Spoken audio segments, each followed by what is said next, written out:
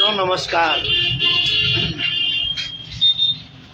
मित्रों, जब देश में आज़ादी की लड़ाई लड़ी जा रही थी तो उस समय जो कांग्रेस पार्टी है उसके दो फाड़ हुए थे।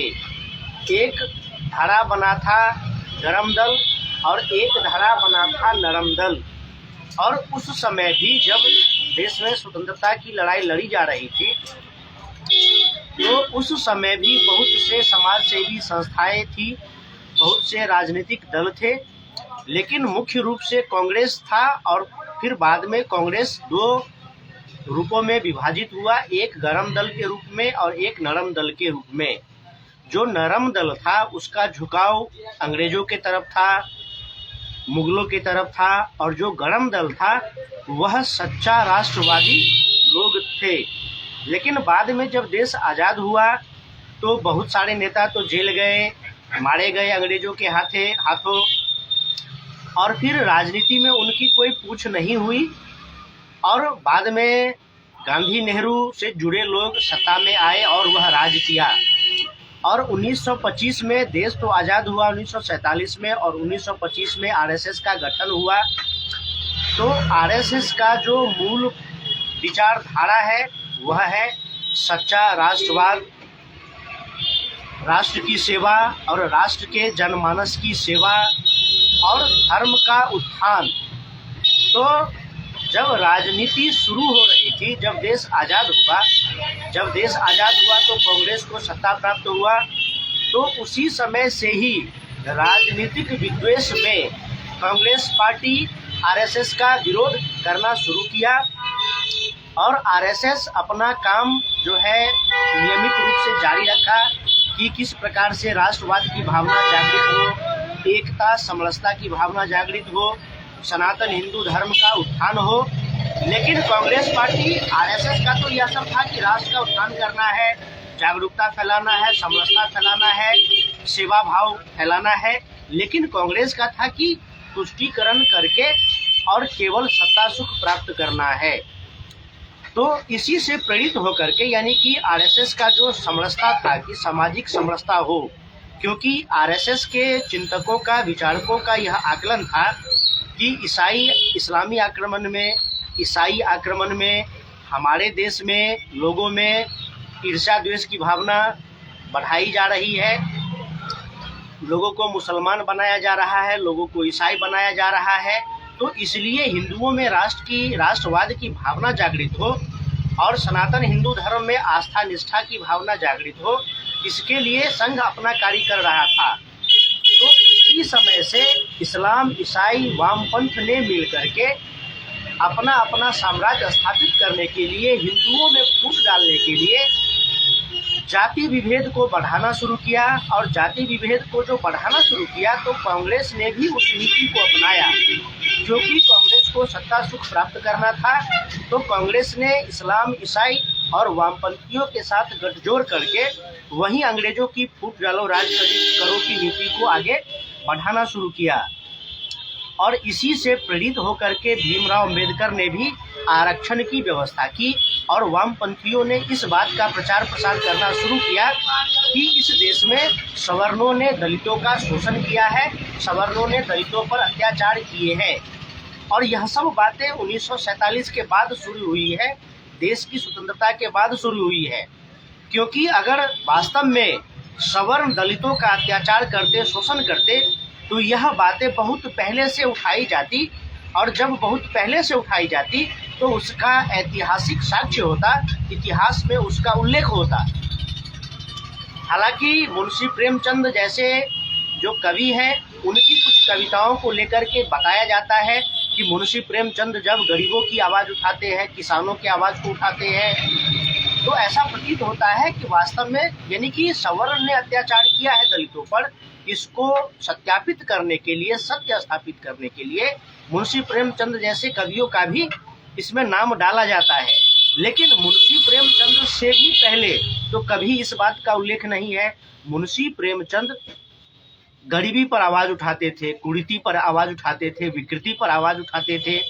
और लोगों को यह समझना पड़ेगा कि जो भी गरीबी है, विकृति है, कुरीति है, यह सब निरंतर इस्लामिक आक्रमण के कारण हुआ और बाद में ईसाई आक्रमण यानी अंग्रेजों के कारण हुआ।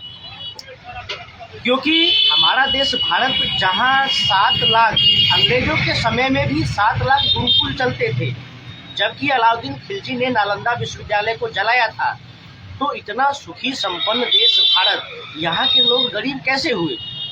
तो सीधी सी बात है कि इस्लामिक आक्रांताओं ने इतना मारकाट किया, इतना लूटा देश को कि सब जो है सो तहस नहस कर दिया। और फिर अंग्रेज आया तो वह भी सारा व्यवस्था सब कुछ तहस नहस कर दिया। यहाँ तक कि देखिए कि फसलों की खेती छोड़वा करके अंग्रेजों ने नील की खेती करवाई और जानबूझ करके भारतीयों को लूटा, गरीब बनाए रखा, जिससे कि भारत को गुलाम बनाया जा सके।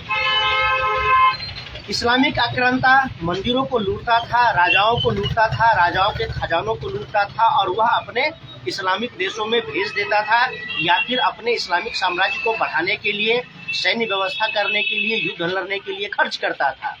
उसी प्रकार से अंग्रेज भारत के अनाज भंडार को ब्रिटेन भिजवा देता था, और जब यहाँ पर अनाज की कमी होती थी तो फिर यहाँ के लोगों पर कोड़े बरसाए जाते थे और वहाँ से फिर इंग्लैंड से फिर सड़ा गला अनाज यहाँ पर भेजा जाता था।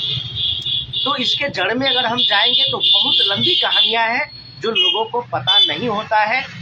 तब है कि कुछ ऐसी बातें होती हैं और कुछ नेता, बुद्धिजीवी, पत्रकार हो हल्ला मचाने लगते हैं, तो जो लोग समाचार चैनलों में देखते हैं, समाचार पत्रों में पढ़ते हैं, उनको लगता है कि यही सही है, लेकिन वास्तविकता वो नहीं है।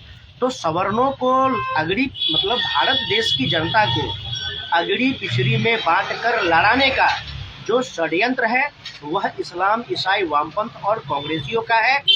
क्योंकि जब यह आपस में लड़ेंगे तो तुष्टीकरण किया जाएगा और तुष्टीकरण करके सब अपने अपने राजनीतिक स्वार्थ सिद्धि को पूरा करेंगे।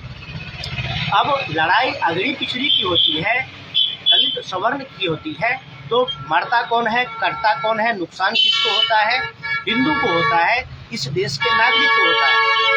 तो इसलिए जब देश स्वतंत्र हुआ तो सबसे पहले भीमराव अम्बेडकर को इस बात के लिए उकसाया गया कि आप दलित और सवर्ण के रूप में विभेद स्थापित कीजिए और आरक्षण व्यवस्था लागू कीजिए।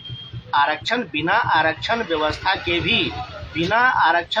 के भी अंग्रेज के अमेरिका के काले लोगों ने बहुत ऊंचाई तक पहुंचा है। कुछ आंदोलन हुए थे अमेरिका के काले लोगों ने, यानी कि अफ्रीकी मूल के लोगों ने आंदोलन किया और आंदोलन करके अपने अधिकार प्राप्त किए, लेकिन वहां पर आरक्षण व्यवस्था लागू नहीं की गई, काला और गोरा एक्ट लागू नहीं किया गया। लेकिन भारत में देखिए कि SC ST एक्ट लागू किया जाता है, आरक्षण व्यवस्था लागू किया जाता है, अल्पसंख्यक मंत्रालय बनाया जाता है, वक्फ बोर्ड बनाया जाता है, पर्सनल लॉ बनाया जाता है। सबके लिए अलग अलग विशेष व्यवस्थाएं की जाती है और फिर कहा जाता है कि सबको समान अधिकार है, समानता है। तो समानता कहाँ है? किसी के लिए विशेषाधिकार है तो किसी के लिए कोई अधिकार नहीं है। तो सोचने वाली बात है कि सवर्ण में भी बहुत से गरीब है। सवर्ण में ब्राह्मण, क्षत्रिय, भूमिहार, वैश्य ये सब आते हैं, और इन सब में देखिए आप तो ब्राह्मण, क्षत्रिय, वैश्य में भी 50% गरीबी रेखा से नीचे है। लेकिन सवर्णों में जो 50% गरीबी रेखा से नीचे है उनके लिए कोई विशेषाधिकार नहीं है। लेकिन SC ST OBC में बांट करके, दलित पिछड़ा घोषित करके, जबरदस्ती दलित पिछड़ा घोषित करके उनके लिए विशेष व्यवस्था की गई है और अगली पिछड़ी में लड़ाई का षड्यंत्र हो रहा है। तो सबसे पहले तो आरक्षण व्यवस्था जो लागू हुआ वह आरक्षण व्यवस्था होना ही नहीं चाहिए था। होना यह चाहिए था कि सबको समान अधिकार मिले। और फिर जब लड़ाई होती है, मारपीट होती है, किसी का ऊंच नीच होता है, तो उसके लिए तो बहुत सारे सामान्य कानून हैं, बहुत सारी धाराएं हैं, उसमें भी तो केस मुकदमा हो सकता है। लेकिन विशेष प्रावधान किए गए यह दिखाने के लिए कि हम दलित पिछड़ों के हितैषी हैं और इस देश में जिसको दलित पिछड़ा कहा जाता है उनका वोट अधिक है, और उनका वोट अधिक है तो उनको खुश करने के लिए कानून बना दिए जाते हैं। अब जिसको SC ST OBC कहा जाता है उसमें बहुत सारे लोग हैं जिनके पास अच्छी खासी ज़मीन है, खेती की ज़मीन है, पशुपालन है, अच्छा रोज़गार है, अच्छी नौकरी है। अब हम कहते हैं कुम्हार SC ST में आता है, तो उनका तो अपना काम है, लोहार का अपना काम है, सुनार का अपना काम है और सब सुखी संपन्न है, लेकिन उनको भी पिछड़ा घोषित करके आरक्षण दिया जाता है। लेकिन सवर्णों में जो 50% गरीबी रेखा से नीचे है, उनके लिए तो कोई व्यवस्था नहीं है। अब SC ST एक्ट का दुरुपयोग देखिए, तुष्टीकरण के लिए, दलित पिछड़ों को खुश करने के लिए दलित पिछड़ा जानबूझ करके कहा जाता है। कोई स्वीकार नहीं करता कि इस देश में कोई दलित पिछड़ा है, क्योंकि दलित पिछड़ा अगर आपको देखना है तो सवर्णों में भी दलित पिछड़े हैं, सवर्णों में भी दलित पिछड़े हैं। 50% सवर्ण गरीबी रेखा से नीचे है, लेकिन इस बात का कोई प्रचार प्रसार नहीं करता, क्योंकि सवर्णों का वोट बैंक कहीं 10% है, कहीं 7% है, कहीं 14% है। तो जिसका वोट बैंक नहीं है उसको कोई नहीं पूछ रहा है। तो SC ST एक्ट का बहुत अधिक दुरुपयोग होता है। उत्तर प्रदेश के अलीगढ़ का एक गांव है हस्तपुर, उस गांव की एक महिला है चंद्रवती देवी। चंद्रवती देवी ने 10 वर्षों में बहुत सारे लोगों पर SC ST एक्ट का झूठा मुकदमा दायर करके 46 लाख रुपए की उगाही की थी। इस प्रकार से ऐसे बहुत सारे पुलिसकर्मी हैं, बहुत सारे नेता हैं, बहुत सारे अपने आप को दलित कहने वाले लोग हैं, जो सवर्णों को SC ST एक्ट केस में झूठा फंसा करके लाखों करोड़ों रुपए कमाते हैं। और सवर्णों में इतने सारे लोग आत्महत्या करते हैं गरीबी के कारण, भूखमरी के कारण, उसकी कभी कोई चर्चा नहीं होती। आरक्षण व्यवस्था के कारण अब तक लाखों सवर्ण छात्राएं फांसी के फंदे पर झूल गए, उसकी कभी कोई चर्चा नहीं होती है। लेकिन एक रोहित वेमुला मरा तो कांग्रेस, वामपंथ, मुस्लिम संगठन, ईसाई संगठन सब हाथ धोकर के पीछे पड़ गए और इतना हल्ला मचाया कि सरकार SC ST एक्ट कानून लाया। उसके बाद अब कॉलेज यूनिवर्सिटी में भी SC ST एक्ट कानून लागू किया जा रहा है। अब सीधी सी बात है कि कॉलेजों में भी UGC के माध्यम से अगर SC ST एक्ट कानून लागू किया जाएगा तो यह तो निश्चित है कि सवर्णों पर एक भय का आवरण रहेगा, दबाव का आवरण रहेगा और झूठे मुकदमों में फंसा करके सवर्ण छात्रों के भविष्य के साथ खिलवाड़ किया जाता रहेगा। इसलिए आवश्यकता है कि SC ST एक्ट को समाप्त किया जाए, आरक्षण व्यवस्था को समाप्त किया जाए और सबको समान अधिकार अगर देना है तो शिक्षा व्यवस्था को आप मुफ्त कर दीजिए, कोचिंग व्यवस्था को फ्री कर दीजिए और सबको समान अधिकार दीजिए। फिर जिसके पास योग्यता रहेगा वह चुन करके जाएगा, तो योग्य लोग रहेंगे तो फिर जो संस्थान है, विभाग है, उसका विकास होगा, देश का भी विकास होगा। अब कहा जाता है कि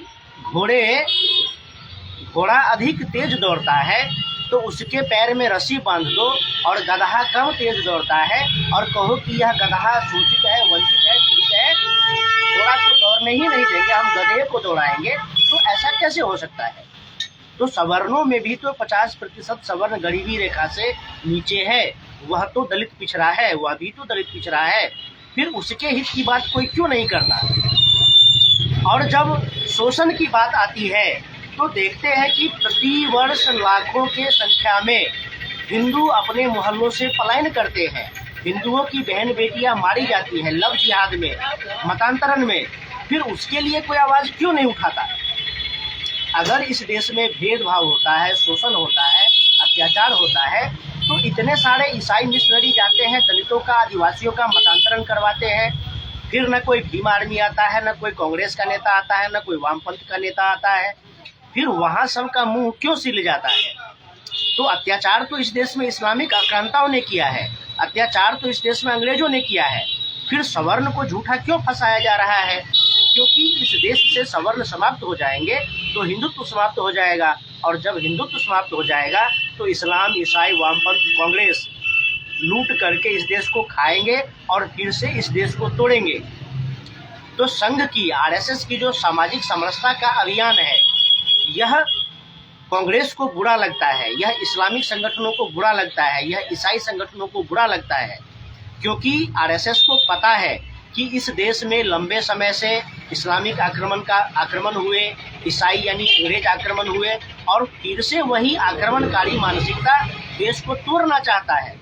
और देश को टूटने से तभी बच पाएगा जब इस देश के नागरिक एक होंगे। मित्रों, आप लोगों को बता दें कि राजस्थान में जो मेवाड़ है वहाँ पर 8 वर्ष तक मुगल आक्रांता एक किले को घेर करके रखते थे कि इस पर आक्रमण करेंगे, और 8 वर्ष तक मुगल आक्रांता एक किले को घेर करके रखा है और बाकी राज्यों के राजा मुंह ताकते रहते हैं। तो वही बात आज है कि एक हिंदू पर कोई अत्याचार हो रहा है तो सारे हिंदू मुंह ताकते रहते हैं।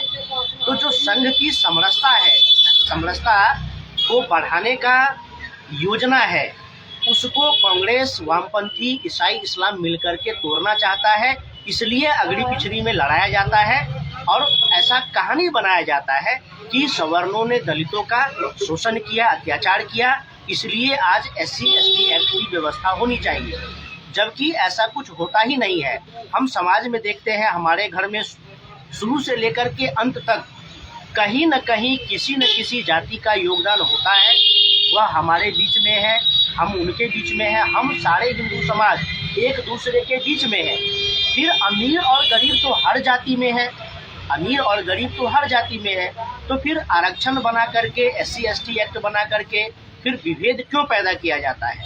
तो सीधी सी बात है कि कुछ लोग हैं जिनको अपना राजनीतिक स्वार्थ सिद्धि करना है, तो वह हिंदू समाज में फूट डालो और राज करो की नीति को अपनाता है। तो इसलिए आज आवश्यकता है कि आरक्षण का भी विरोध हो, SC/ST एक्ट का भी विरोध हो, क्योंकि SC/ST एक्ट में प्रावधान है कि उसमें कोई बेल नहीं होगा, कोई जमानत नहीं मिलेगी, भारी भरकम जुर्माना लगता है, उसमें कोई जांच नहीं होगा, सीधा जेल भेजा जाएगा। और उसी का परिणाम है कि चंद्रावती देवी जैसी महिलाएं सवर्णों को झूठे SC/ST एक्ट केस में फंसा करके लाखों रुपया कमाती है, और फिर वह पुलिस को भी जाता है, नेताओं को भी जाता है, और फिर बहुत सारे लोगों के पास जाता है।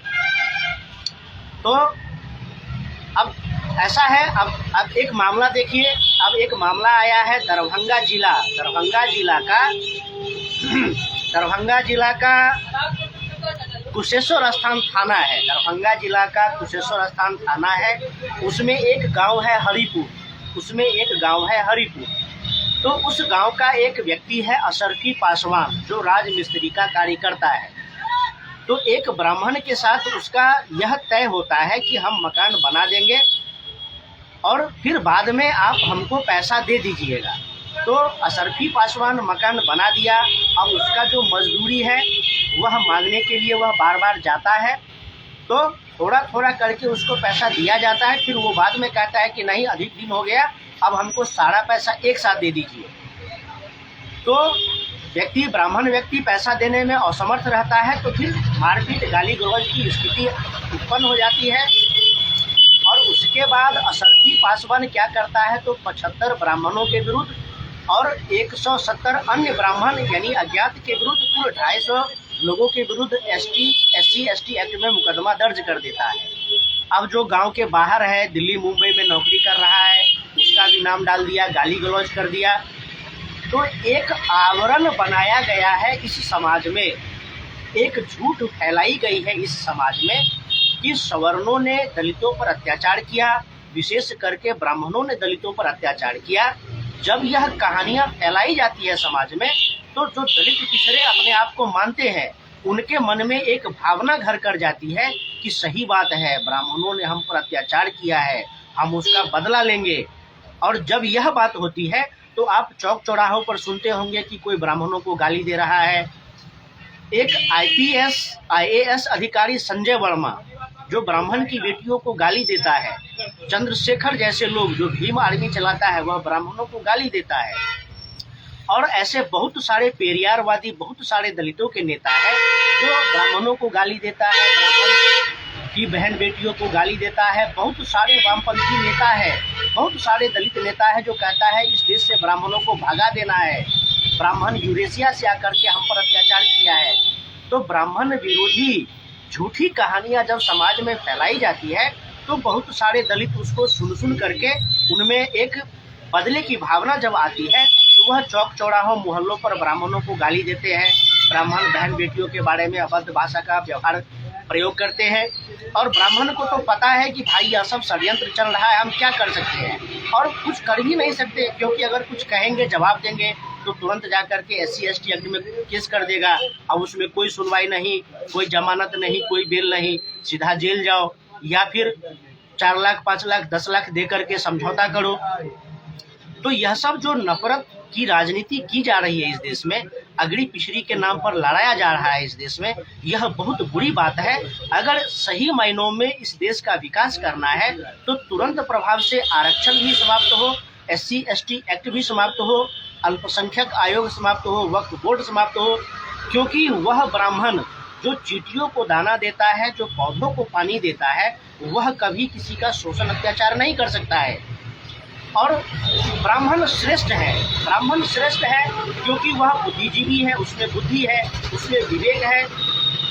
और ब्राह्मणों ने तो बहुत बड़े बड़े बलिदान दिए हैं इस देश के लिए, ब्राह्मणों ने तो बहुत सारे खोज आविष्कार किए हैं मानवता की भलाई के लिए। तो जो मानवता की भलाई के लिए खोज आविष्कार किया है, जो बहुत सारे पुस्तक लिखे हैं, जिसके संचालन में दुनिया का पहला और सबसे बड़ा विश्वविद्यालय नालंदा विश्वविद्यालय, तक्षशिला विश्वविद्यालय, विक्रमशिला विश्वविद्यालय चलता था, जो योग, आध्यात्म, चिकित्सा, रसायन, दुनिया के हर क्षेत्र में अपना योगदान दिया है। तो स्वाभाविक है कि जो ज्ञानी है तो उसको लोग भी देते हैं, जो ज्ञानी है, योग्य है, उसको लोग भी देते हैं। लेकिन जो अज्ञानी है उसको फिर कहाँ से कोई देगा, उसको तो मेहनत परिश्रम करना पड़ेगा। तो ब्राह्मण क्षत्रिय अपने बाहुबल से श्रेष्ठ है, ब्राह्मण अपने बुद्धि से श्रेष्ठ है, और बाकी सबके लिए समाज में कोई ना कोई कार्य है, सबका जीवन यापन होता है। फिर जिनको यहाँ पर राज करना है वो अब डालो राजनीति के लिए